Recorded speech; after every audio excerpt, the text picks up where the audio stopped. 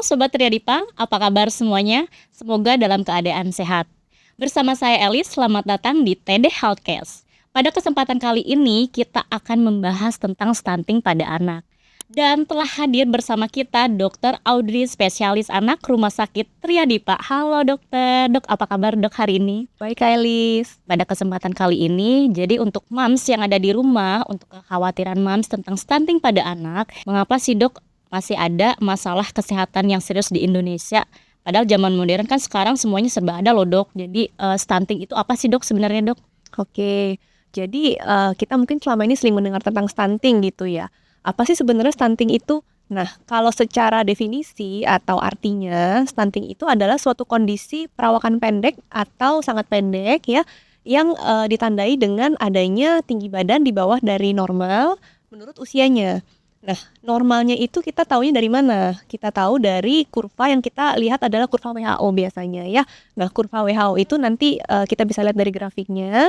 Itu kalau kondisi tinggi badan di bawah dari -2 standar deviasi, itu kita sebut sebagai stunting.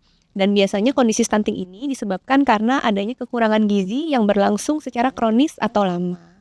Jadi kalau untuk definisinya seperti itu. Nah, kalau kenapa sih stunting saat ini masih menjadi masalah gitu ya, meskipun dalam zaman modern, memang meskipun ilmu pengetahuan semakin berkembang, zaman semakin modern gitu ya, tapi sayangnya pengetahuan masyarakat mengenai stunting dan juga bagaimana cara mencegahnya sampai saat ini itu masih sangat kurang gitu. Jadi memang tentunya sampai saat ini masih banyak sekali kasus stunting. Banyak yang mengira nih dok ya di luar sana stunting pada anak terkait anak-anaknya itu dari tinggi badan, berat badannya. Itu apa saja sih dok penyebabnya? Penyebab stunting ya, oke. Jadi kalau mau bicara penyebab itu sebetulnya sih kalau secara umum penyebab stunting itu adalah kurang gizi. Ya seperti yang tadi telah kita bahas dari artinya, stunting itu kan karena kurang gizi yang berlangsung secara lama. Nah, kurang gizinya itu sendiri ada banyak penyebabnya. Kok seorang anak bisa kurang gizinya? Nah, biasanya kita itu bagi menjadi 3 penyebab utama gitu ya. Yang pertama itu apakah karena memang yang masuk yang kurang, jadi asupannya kurang, sehingga otomatis gizinya kurang gitu ya. Misalnya anaknya nggak mau makan, anaknya GTM gitu ya, gerakan tutup mulut, seperti itu. Nah yang kedua, apakah karena pemakaiannya atau utilisasinya yang kurang gitu. Jadi proses penyerapan dari zat gizi yang sudah masuk itu terganggu gitu. Jadi anaknya sih makan gitu ya, masuk, tapi ternyata yang dicerna, yang diserap itu tidak bagus. Nah ini contohnya pada anak-anak yang misalnya punya gangguan pencernaan, yang alergi susu sapi gitu. Nah itu penyebab yang kedua. Sedangkan penyebab yang ketiga itu adalah pemakaiannya yang berlebihan gitu. Jadi masuk makanan ada baik, lalu dicerna dengan baik, tapi ternyata yang dipakai itu berlebihan. Jadi seperti besar pasak daripada tiang gitu ya.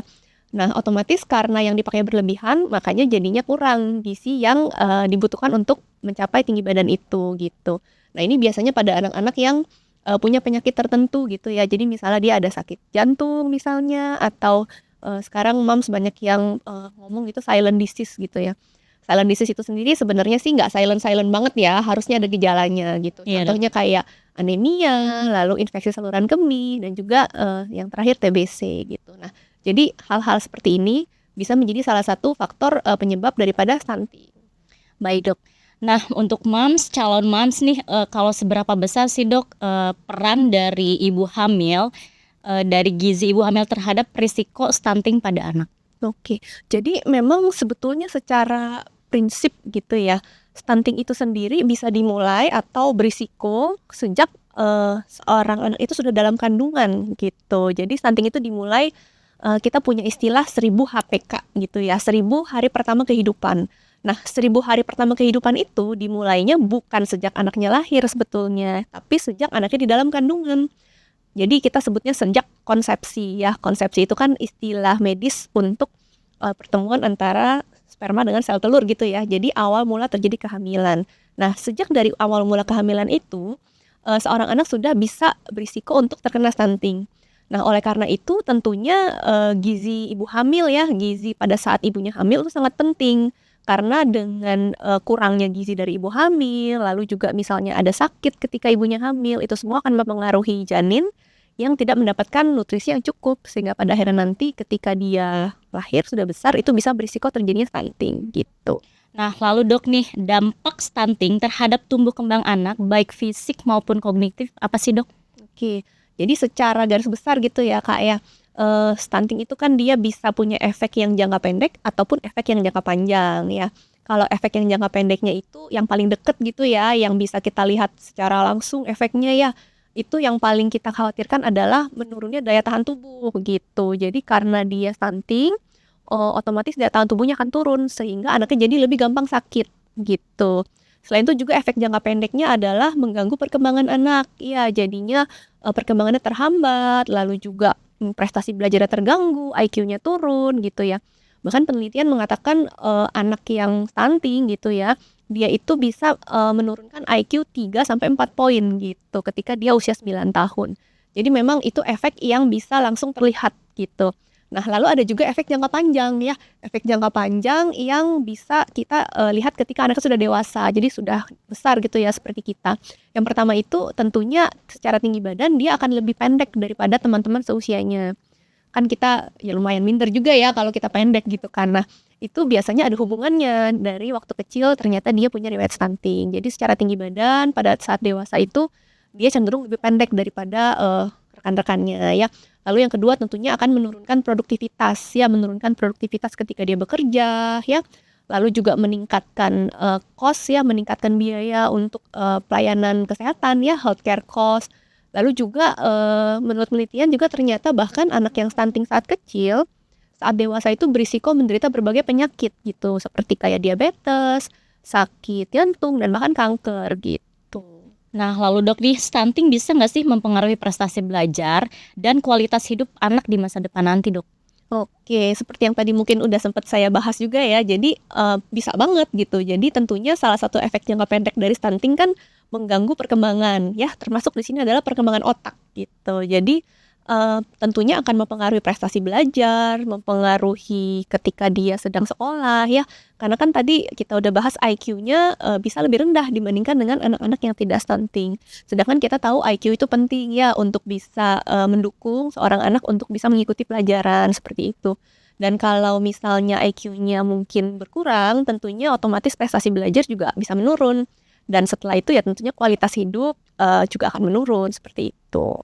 Baik, selanjutnya pasti moms di rumah ada ya kekhawatiran tentang rambut jagung nih. Stunting tuh salah satu tandanya adalah rambut jagung.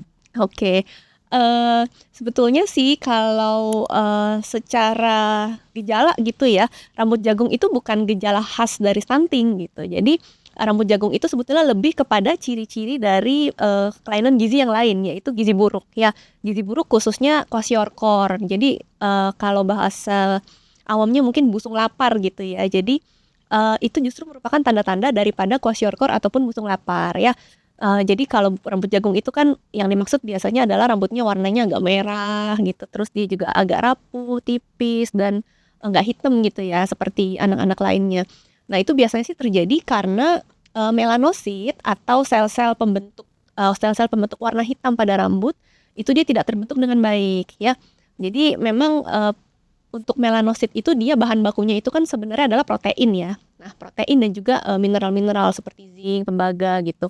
Nah, pada anak-anak yang kurang gizi ataupun gizi buruk terutama, itu tentunya bahan bakunya tuh kurang gitu. Jadi proteinnya nggak ada, lalu mineralnya juga nggak ada, sehingga otomatis melanositnya juga akan turun dan rambutnya jadi tidak sehitam teman-temannya gitu, dan akhirnya juga jadi lebih rapuh gitu. Jadi itu sih kenapa kok bisa ada yang namanya rambut jagung gitu.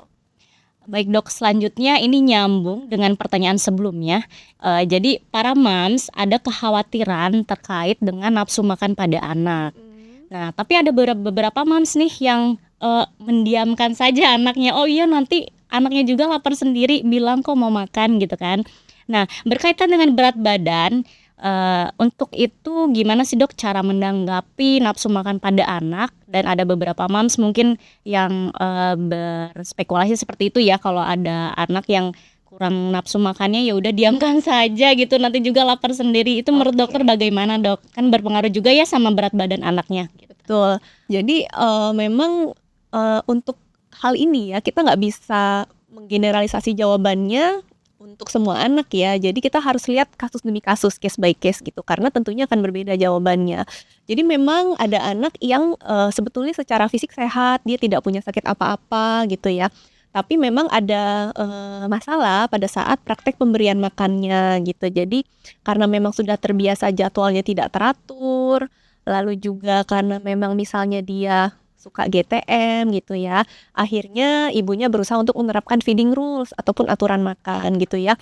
Dan memang salah satu feeding rules itu kan adalah dengan cara, melatih sinyal lapar dan kenyang anak gitu. Dan salah satu, caranya adalah ya dengan seperti melatih anak gitu ya. Jadi kalau memang anaknya sudah lapar, dia akan bilang. Tapi ketika anaknya sudah, tidak lapar ya tentunya kita akan puasakan gitu, puasakan sampai anaknya bisa lapar lagi. Nah, kalau pada kasus seperti ini, itu nggak apa-apa gitu ya. Jadi memang boleh-boleh aja gitu, dengan tujuan supaya anaknya punya kebiasaan makan atau feeding practice yang baik gitu. Nah, tapi ada juga kasus di mana memang anaknya sedang sakit gitu ya. Nah, kalau anak sedang sakit tentunya nafsu makannya akan turun gitu. Misalnya dia, punya sakit, yang tadi misalnya ya infeksi saluran kemih, atau mungkin bahkan dia cuma sariawan gitu ya. Nah, otomatis mau kita latih seperti apapun ya dia nggak mau makan, nafsu makannya turun gitu. Nah, kalau yang ini ya tentunya berbahaya karena kalau kita biarkan terus-menerus nanti tentunya berat badannya akan turun gitu dan ya bisa jadi stunting juga gitu kan. Nah, makanya penting kalau memang, kita mendapati ada masalah pada makan dan kita ingin melatih anak kita untuk bisa makan dengan baik, ada baiknya dibawa dulu ke dokter gitu untuk diperiksakan untuk memastikan bahwa anaknya memang sehat, seperti itu. And then Dok, apa saja sih yang bisa dilakukan orang tua, untuk mencegah stunting sedini mungkin nih Dok? Oke, jadi memang, kita kan sudah bahas gitu ya dari, penyebabnya, lalu risikonya, dan lain sebagainya. Nah, untuk pencegahannya tentunya karena kita tahu penyebabnya karena kurang gizi, ya tentunya kita harus memberikan gizi yang optimal gitu ya. Dan tidak hanya sejak anaknya lahir, tapi sejak dari dalam kandungan gitu. Jadi pencegahannya terutama ya dari sejak kandungan, kita cukupkan nutrisi ibu hamil seperti itu ya. Minum vitamin, makan makanan bergizi gitu, dan, jaga kesehatan supaya tidak sakit ketika sedang hamil gitu ya. Dan ketika sudah lahir anaknya tentunya kita pastikan, pemberian gizi yang optimal ya dengan ASI eksklusif, lalu pemberian MPASI ya, dan juga menjaga kebersihan lingkungan ya sehingga anaknya tidak gampang sakit, karena salah satu faktor risiko stunting yang penting juga adalah sakit yang berulang-ulang, infeksi yang berulang-ulang. Itu menyebabkan, tentunya anak berisiko stunting gitu, sehingga kita kalau bisa mencegah hal itu terjadi. Nah, tadi kan dokter, sempat bilang ASI dan MPASI. Nah, itu peran dari ASI, MPASI, dan pola makan keluarga dalam mencegah stunting itu bagaimana sih, Dok? Ya sangat penting tentunya ya. Jadi memang, gizi utamanya anak itu kan ASI ya. Kalau anak di bawah 6 bulan itu kan gizi utamanya ASI. Kalau 6 bulan sampai 2 tahun gitu, ya sampai kurang lebih segitulah ya, kita sebutnya MPASI gitu kan. Nah, ya tentunya, poin utama dari pencegahan stunting adalah memberikan ASI dan MPASI yang baik gitu. ASI yang baik tentunya adalah, ASI yang diberikan secara eksklusif sampai 6 bulan. Jadi tidak dicampur dengan, bahan-bahan makanan gitu atau minuman yang lain. Ya tentunya dengan, kemampuan ibu masing-masing ya. Kalau memang mampu, memang bisa, ASInya bagus keluar, ya tentunya kita berikan ASI secara eksklusif sampai 6 bulan. Lalu berikutnya untuk MPASI. MPASI yang baik itu tentunya kita berikan yang lengkap menunya ya. Lengkap itu artinya adalah dia mengandung karbohidrat, mengandung protein dan juga lemak gitu. Karena banyak, mungkin moms yang bilang, "Oh makannya banyak nih anak saya," gitu. Tapi ternyata, banyaknya itu cuma nasinya gitu kan. Jadi nasinya porsinya banyak gitu ya, tapi ternyata dagingnya sedikit. Nah, kalau yang seperti itu namanya tidak seimbang. Nah, itu juga bisa berisiko terhadap stunting gitu karena kekurangan proteinnya. Jadi memang, penting ya untuk memastikan ASI-nya baik, MPASI-nya juga baik, seperti itu. Wah, para moms nih, sangat luar biasa ya penjelasan dari Dokter Audrey ini terkait dengan stunting. Sangat lengkap dan edukatif sekali. Lalu selanjutnya nih Dok, selain orang tua, siapa saja sih yang berperan penting untuk pencegahan stunting ini, Dok? Nah, memang, khususnya memang paling penting orang tua ya, karena biar bagaimanapun yang membesarkan adalah orang tua. Tapi kita tahu, terutama di Indonesia gitu ya, lingkungannya kan, dalam satu rumah tidak hanya orang tua saja gitu. Tentunya yang paling penting adalah orang-orang yang serumah dan khususnya yang mengasuh anaknya. Ya tentunya seperti kakek, nenek gitu ya, dan bahkan termasuk, pengasuhnya gitu, misalnya babysitter-nya atau mbaknya gitu ya. Dan, justru kadang-kadang mereka yang berperan penting karena merekalah yang sehari-hari ketemu anaknya, yang memberi makan gitu kan. Nah, jadi mereka pun tentunya harus paham gitu ya dan mengerti bagaimana sih cara mencegah stunting dan bagaimana cara memberikan nutrisi yang baik sehingga tidak terjadi stunting begitu. Baik dok, ini masih seputar lingkungan ya. Bagaimana pengaruh sanitasi dan kebersihan lingkungan terhadap stunting? Oke, jadi, kalau dari WHO nih ada istilahnya gitu ya. Jadi mereka membuat istilah WASH gitu, WASH yang singkatan bahasa Inggrisnya itu Water, Sanitation and Hygiene gitu. Jadi air, sanitasi, dan kebersihan. Nah, ini juga poin penting daripada pencegahan stunting. Karena, tentunya kebersihan itu kalau kata kita sebagian dari iman gitu ya. Tentunya ini adalah sebagian dari pencegahan stunting gitu kalau di, kasus kita. Jadi misalnya air ya, air tentukan, harus memberikan air yang baik, ya, yang sehat, ya, dimasak secara matang kalau memang mau digunakan untuk masak gitu. Jadi kita pastikan sumber airnya baik, bersih, lalu sanitasi ya, pastikan, kakus gitu ya, kakusnya bersih, toiletnya bagus, lalu juga, pembuangan limbah, pembuangan sampah itu juga harus dikelola dengan baik. Lalu untuk hygiene itu bagaimana kita bisa menerapkan pola hidup bersih dan sehat seperti misalnya cuci tangan, seperti itu ya. Jadi memang tentunya hal-hal ini, WASH ini, akan sangat berpengaruh terhadap pencegahan dari stunting gitu. Baik, selanjutnya nih dok, kapan orang tua sebaiknya membawa anak ke fasilitas kesehatan untuk evaluasi tumbuh kembangnya dok? Oke, jadi, sebenarnya kan, untungnya di Indonesia ini kita punya buku KIA ya, jadi buku merah buku pink gitu Pink, ya, buku pink yang anak-anak, harusnya sih semuanya punya gitu ya, mungkin beberapa yang nggak lahir di Vaskes dikasih buku lainnya gitu. Nah, biasanya dalam buku-buku itu akan ada KMS gitu, jadi kurva menuju sehat, di mana di situ kita akan melakukan, memasukkan berat badan, tinggi badan, lingkar kepala anak gitu ya. Nah, seharusnya setiap bulan itu memang, seorang anak itu sehat ataupun sakit ya, wajib dibawa, ke Vaskes untuk dilakukan pengecekan berat badan, tinggi badan, dan juga lingkar kepala. Nah, setelah itu nanti akan dilakukan plotting atau akan dilakukan, memasukkan gitu ya berat badan tersebut ke kurvanya. Nah, jika sampai terjadi suatu penyimpangan ya misalnya kurvanya di bawah normal atau kenaikan berat badan tiap bulannya itu ternyata tidak sesuai, tidak optimal ya, itu tentunya, bisa kita jadikan suatu indikasi untuk perlu membawa seorang anak ke dokter gitu ya.